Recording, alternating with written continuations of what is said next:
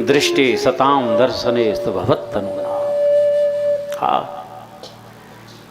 यद्यपि भजन कभी नष्ट नहीं होता, लेकिन पिछले 1 वर्ष का किया हुआ आपको भजन की एक वृत्ति जो होती है ना, जो रस होता है, आनंद होता है, निश्चित रूप से उसमें ऐसा व्यवधान खड़ा होगा, न जाने कितना समय लग जाएगा उसी स्थिति में आने के लिए। इसलिए इन अपराधों से बचे। यहाँ पर भगवान ने स्वयं कहा कि नलकुबर मणिग्रीव, हम स्वयं तुम्हारे सामने खड़े हैं, फिर भी संत सदगुरुदेव के दर्शन की अपेक्षा कर रहे हो तुम। हाँ प्रभु, आप अपने श्री मुख से अपना रहस्य हमको नहीं बताओगे, ये तो आपके जो भक्त हैं, संत हैं, वही तो सुनाएंगे। भगवान की इन्होंने प्रदक्षिणा की, परिक्रमा की और भगवत धाम को प्रस्थान कर जाते हैं।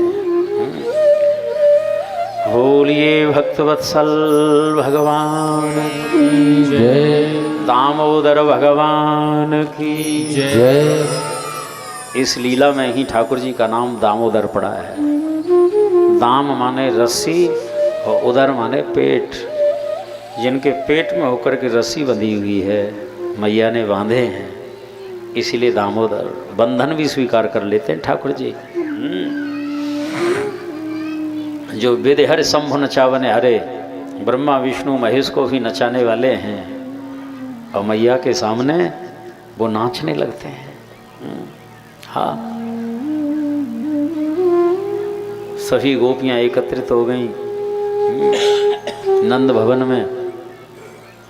एक गोपी कहती है, लाला मोको प्यास लग रही है, जल पिलाओ ना। छोटी सी लुटिया में जल लेकर के आते हैं, गोपी को जल पिलाते हैं। लाला मैं तो अब खड़े खड़े श्रमित आ गई हूँ, थकान आ गई है, इसलिए बैठने को कुछ लाओ ना। एक मूड़ी है, उसको घसीटते घसीटते ला रहे हैं, गोपी बैठ जाती है। एक गोपी कहती, लाला मेरे पामन में तो दर्द है रहे हो, थोड़ा दबा दो ना। गोपी के चरण चापते हैं। एक गोपी कहती, मेरी जूतियों को ले आओ ना। जूतियां लाते हैं, पहनाते हैं। क्या नहीं करते उसके लिए। गोपियां कहती, री मैया तुम्हारे लाल कितना मधुर नृत्य करते हैं, लाला तुम हमारे घर भी आओगे ना तो हम तुम्हें छाछ पे मामेंगे, थोड़ा नाच दो ना। खट्टी छाछ के लोह में ठाकुर जी नाचने लगते हैं। नाचे नंदलाल नचा में हरि की मैया।